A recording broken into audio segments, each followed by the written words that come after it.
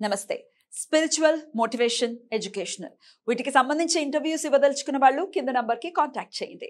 నమస్తే, welcome to our channel. నేను పద్మిని. ప్రస్తుతంతో పాటు ప్రముఖ ఆధ్యాత్మికవేత్త, ప్రముఖ న్యూమరాలజిస్ట్, లక్ష్మీ నరసింహస్వామి ఉపాసకురాలు శ్రీమతి స్రవంతి గారు మనతో పాటు ఉన్నారు. మాట్లాడతాం. నమస్తే అక్క.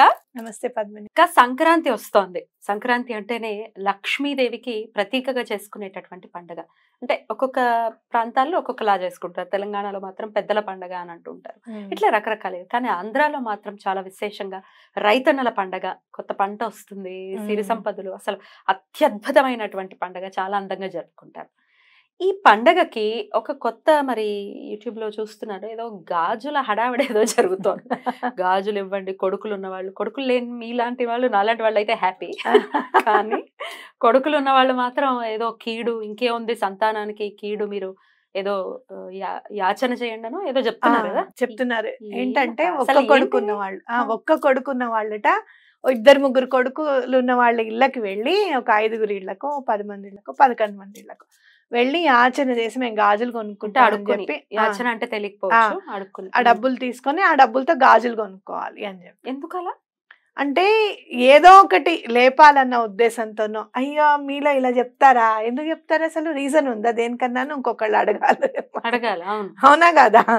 ఎవరు అంటిస్తారో ఫోటోలు వేసుకుని వాళ్ళకి పని ఉండద్దు. అది ఎవరు అంటిస్తారో గాని రాజేస్తారనమాట. ఇది రాజేసినప్పుడు ఏమనిపిస్తుంది? అమ్మో ఏమైపోతుందో అని చెప్పి అనిపిస్తుంది మనకి. ఇది కొడుకులు ఉన్న వాళ్ళు ఆడపిల్లలకి అయితే కాదా? ఆడపిల్లలకి కాదు, కొడుకులున్న తల్లులకే కీడు. అది కూడా ఒక్క కొడుకున్న తల్లే యాచన చేయాలి. మళ్ళీ అక్కడ చూడు రూల్. అమ్మయ్య ఇద్దరు ఉన్నప్పుడు తల్లి అనుకుంటుంది అనమాట, దేవుడా ఈ యాచన నుంచి నన్ను తప్పించావు, ఈ బాధ నుంచి నన్ను తప్పించావు అని చెప్పి. But what is this exactly? అసలు ఏంటి ఇది? ఒక ప్రాపగండా క్రియేట్ చేశారా? క్రియేట్ చేయడం అంతే. అట్లా ఎప్పుడు కూడా మీరు ఈ పని చేయండి, ఆ పని చేయండి అని చెప్పి ఎప్పుడు చెప్పరు. మీరు యాచన చెయ్యాలి అంటే గనక ఎవరైనా, ఆడపిల్లల తల్లులైనా చేయొచ్చు, మగపిల్లల తల్లులైనా చేయొచ్చు, మీకు ఎంతమంది పిల్లలన్నా ఉండొచ్చు.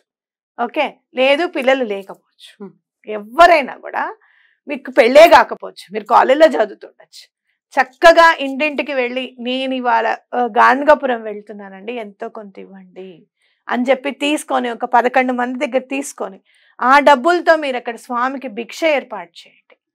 అది చాలా మంచిది. అవునా? చాలా. మీరు ఒక ఆవిడ అదేంటి షిరిడి వెళ్తూ, ఏమండి నేను ఇట్లా పిండి కోసం అని చెప్పి డబ్బులు తీసుకుంటున్నాను అని చెప్పి ఒక 5 కిలోల పిండి అయ్యేటట్టుగా తీసుకొని అక్కడ చేసి చపాతీలు పంచిపెట్టడం జరిగింది. ఒక్కొక్కళ్ళకి ఒక్కొక్కటి అనిపిస్తుంది. ఇప్పుడు యాచన చేయాలంటే ఏంటి, మనలో అహంకారం ఉంటుంది కదా, అడగగలమా ఎవరినన్నా? మొన్న గుడిలో చూసావు కదా నువ్వు, ఏమండి ఒక 100 రూపాయలు ఇస్తారా మీకు, నేను ఫోన్ పే చేస్తానని అడిగితే సీరియస్ గా ఇట్లా చూసారు, అసలు లేవు అన్నారా? మరి లేవు అండి. ఎందుకు అడుగుతుందో, నెంబర్ తీసుకుని ఏం చేస్తుందో, 100 లేకుండా ఉంటాయా అన్న ఆలోచన వచ్చేస్తుందో ఆటోమేటిక్ గా. అంత తొందరగా యాచన చేసుకుంటే అంత తొందరగా ఎవ్వరు ఇవ్వరు. మళ్ళీ తెలిసిన వాళ్ళ దగ్గరే మనం తీసుకోగలిగాము. ఆ తర్వాత ఇటు చూస్తే అవును వీళ్ళని అడగచ్చు కదా, నేను తెలిసిన వాళ్ళు ఉన్నారు కదా అని చెప్పి వాళ్ళని అడిగాను అనమాట. యాచన చేయడము అని అంటే అంత ఈజీ కాదు. అది విషయం కాదు. బిచ్చగాడు సినిమాలో చూపించినప్పుడు ఆశ్చర్యపోయాం, ఇది నిజంగా జరుగుతుందంట అని నేను విన్నాను. ఏదైతే చాలా ఇంకా ఇంకా ఇంకా ఏం చేయలేని పరిస్థితుల్లో అలాగా యాచన చేస్తారు, తప్పకుండా చేస్తారు. అయితే ఇలా మీరు చేస్తేనే మీకు మంచిది. ఏ పనైనా కూడా ఇష్టపూర్వకంగా చేయాలి కానీ కష్టంతో చేయకూడదు. చేయాల్సి వచ్చిందిరా బాబోయ్ భయంతో, ఏదో జరిగిపోతుందేమో, ఇలాంటివి ఏవి కూడా మనసులో పెట్టుకోకండి. ఏమీ జరగదు. ఒక్క కొడుకున్న వాళ్ళకి ఏమీ జరగదు. ఇలాంటివన్నీ కూడా మిస్ప్రాపగండా అన్నమాట.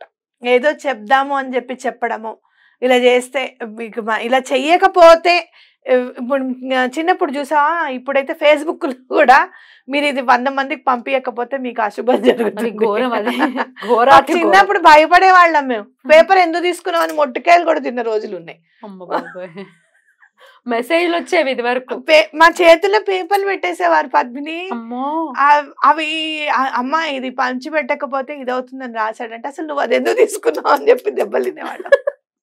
వాడు పెట్టేస్తే మనం ఏం చేస్తామమ్మా అంటే, ఏం కాదు వెళ్ళి గుడిలో పెట్టి, మా అమ్మ మాత్రం అస్సలు అట్లా ఎంకరేజ్ చేసేది కాదు. ఏమీ కాదు, నువ్వు వెళ్ళి అక్కడికి వెళ్ళి అక్కడ పెట్టేసిరా అని చెప్పి. అయితే కొన్ని ఉంటాయి చూడు, ఒక శ్లోకం ఇచ్చి మమ్మల్ని 108 సార్లు ఎర్ర పెన్నుతోనే రాయమన్నారు. అలా మీరు ఎర్ర పెన్నుతో రాయండి, రాసిన ప్రతులు మాకు అందజేయండి అని చెప్పారు. కొంతమంది రామనామము చేస్తారు, లేకపోతే సాయిబాబా నామం చేస్తారు. మీరు రాసిన తర్వాత ఆ ప్రతులు ఇవ్వండి అని చెప్పి అక్కడంతా మొత్తం అంతా ప్రతులన్నీ వేసేసి అక్కడ ఒక స్తూపం కడతారు. అలాంటివి ఏమైనా నమ్మండి, అర్థమైందా? అంతేగాని మీరు అసలు ఇట్లా ఏదో జరిగిపోతుంది మీరు చెయ్యకపోతే అన్న మాట ఎప్పుడు కూడా సనాతన ధర్మం ఎప్పుడు కూడా నువ్వు ఇది చేయకపోతే నేను ఇది చేస్తా అని భగవంతుడు మనలాగా ఉండడు. మనకి ఆయనకి చాలా సహస్రం తేడా ఉంది. ఆయన ఎప్పుడు అలా చేయడు. పాపం ఆయన మొక్కుకున్న మొక్కులే ఒక్కొక్కసారి చూసావా సత్యనారాయణ స్వామి వ్రతంలో ఏమవుతుంది, ఎక్కడ లీలావతి ఎక్కడ కళావతి ఎప్పుడు పుట్టింది, పెళ్ళైన తర్వాత వాళ్ళిద్దరి హస్బెండ్స్ తిరిగి వచ్చిన తర్వాత వాళ్ళు చేసుకుంటారు. అప్పటిదాకా కూడా స్వామి ఓపిక పడతారు. అట్లా ఎప్పుడు కూడా సనాతన ధర్మంలో ఎక్కడ కూడా నువ్వు ఈ పని చెయ్యకపోతే అన్న క్వశ్చన్ మార్క్ తో నీకు ఇలా అవుతుంది అని మాత్రం ఎటువంటి పరిస్థితుల్లోనూ అలా చెప్పదు సనాతన ధర్మం. అలాగే మన దేవుడే మన దేవుడు, అవతల వాళ్ళ దేవుడు దెయ్యం అని కూడా చెప్పదు, అవునా కదా? కాబట్టి ఇలాంటివన్నీ మీరు నమ్మకండి. సర్వాంతర్యామి అని చెప్తుంది సనాతన ధర్మం. సర్వాంతర్యామి అంటే అందమైంది ఇంకేమైనా ఉందా? ఓర్పు సహనం కావాలి నీకు అని భగవంతుడు చెప్పినప్పుడు ఆ ఓర్పు సహనం ఆయనకి ఎందుకు ఉండదు? తప్పకుండా ఉంటుంది. అలా మీరే ఇలాంటివన్నీ నమ్మకండి అని ఖచ్చితంగా చెప్తాను నేనైతే. నిజంగా గాజులు వేయించుకోవాలి అని కనుక అనిపిస్తే పద్మిని, అన్నదమ్ములు ఉంటారు, అక్క చెల్లెళ్ళు ఉంటారు. అక్క ఇదిగో నువ్వు గాజులు వేయించుకొని చెప్పి, లేకపోతే సైజులు తెలిసినవే ఉంటాయి, ఒక 2 డజన్లు గాజులు తీసుకొని వచ్చి అక్కకి ఇవ్వడం, చెల్లెలకి ఇవ్వడం, పండగ చక్కగా ఎంతో ప్రేమ. మనకి చీర పెట్టినేమో గానీ గాజులు పెడితే ఇంకా సంతోషం అనిపిస్తుంది, అవునా కదా? గాజులు వేసుకొని చెప్పి వెంటనే వేసుకుంటాం చక్కగా. అలా మీరు చక్కగా ఇచ్చుకోండి. అలా పక్కన ఎవరికన్నా ఇవ్వాలి, గుళ్ళో అమ్మవారికి ఇవ్వాలి, ఇలా ఇవ్వండి అంతే. స్నేహపూర్వకంగా ప్రేమతో చేయండి ఏ పనైనా కానీ అమ్మో ఏదో అయిపోతుందిట, ఇలా కాకపోతే ఏమైపోతుందో ఏంటో అన్న భయంతో మాత్రం ఎప్పుడు కూడా చేయవలసిన పని లేదనమాట. సో ఎందువలన వచ్చేసిందో ఇది. ఇప్పుడు గాజులు గాజులు గాజులు అంటున్నారు. సంక్రాంతి పండగ ఏమో కానీ గాజుల విషయం గురించి రకరకాల కన్ఫ్యూజన్స్, నిజంగానే చేయాలన్న భయాలు ఇవన్నీ ఉన్నాయి. డెఫినెట్ గా ఇదొక ఊరికే అట్లా ప్రాపగండా క్రియేట్ చేశారు, దానికి ఎట్లాంటి ప్రామాణికత లేదు అని అంటున్నారు. కాబట్టి భయపడాల్సిన అవసరం లేదు అసలు. గాజులు ఎలాగో మీరు చెప్తున్నారు అక్క చెల్లెలకి ఇచ్చుకోండి చక్కగా అని చెప్పి, ఏదైనా రంగు ఏదైనా చెప్తారా? ఏ రంగు గాజులు? ఏదైనా ఆకుపచ్చ, ఎరుపు ఆకుపచ్చ కలగలిసినవి, లేకపోతే మెరూన్ కలర్ లో కూడా వస్తాయి గాజులు, మెరూన్ కలర్వి కూడా ఇచ్చుకోవచ్చు. ఆకుపచ్చవి ఇస్తే చాలా మంచిది.